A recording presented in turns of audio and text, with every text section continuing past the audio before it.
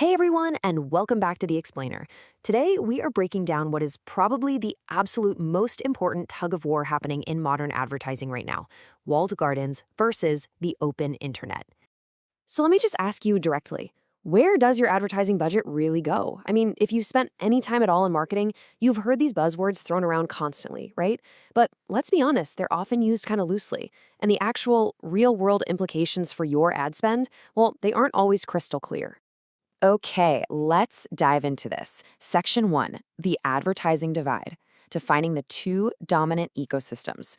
We really need to start by defining these two warring factions of the digital landscape. First up, we have the walled garden. Basically, this is a platform that completely owns its audience, its inventory, and its data. You know the absolute giants here for sure: Google, Meta, Amazon. When you're running campaigns inside these platforms, you are operating entirely within their closed ecosystem.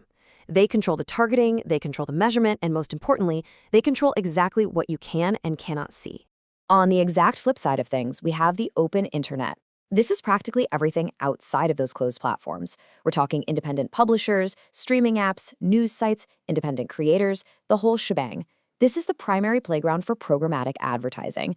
It's an environment where multiple distinct platforms actually have to work together to buy and sell ads.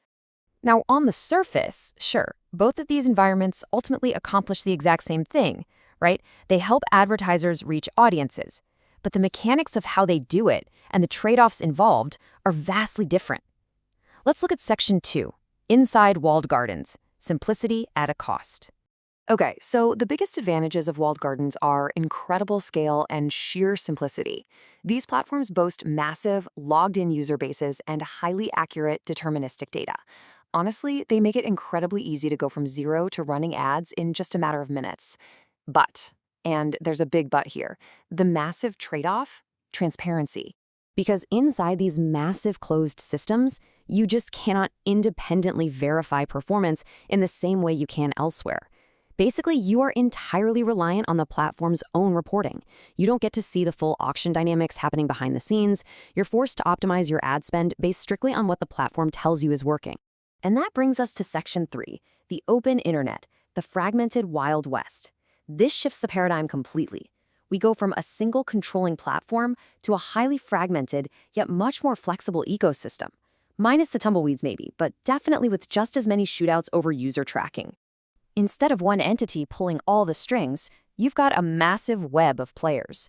Demand-side platforms, supply-side platforms, ad exchanges, data providers, measurement partners, you name it. Now, all these moving parts actually give you, the advertiser, the power to actively choose your partners and apply customized third-party measurement. But of course, yeah, there is a catch. The incredible transparency and control you gain on the open internet comes at the cost of intense complexity. You just have way more decisions to make, more moving parts to manage, and you have to navigate some pretty serious ongoing identity challenges, especially, as reliable signals like third-party cookies continue to vanish across the web. So the crucial point is Section 4, the fundamental trade-off. What do you actually prioritize as an advertiser? We really have to look at a head-to-head comparison here.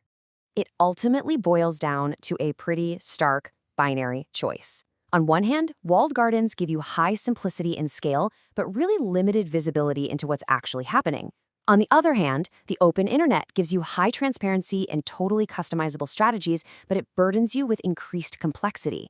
Essentially, you're choosing between simplicity with blindness versus transparency with complexity. But remember, this isn't just some theoretical exercise. In the real world, things get very interesting because most advertisers don't actually choose just one or the other. We operate across both. Budgets naturally flow into walled gardens simply because, well, they perform really well and they're extremely easy to use. However, there's definitely mounting pressure for marketers to diversify in order to secure better measurement, more control, and real alternatives to those closed ecosystems. Which leads us perfectly into Section 5, Coexistence and the Future, Bridging the Gap.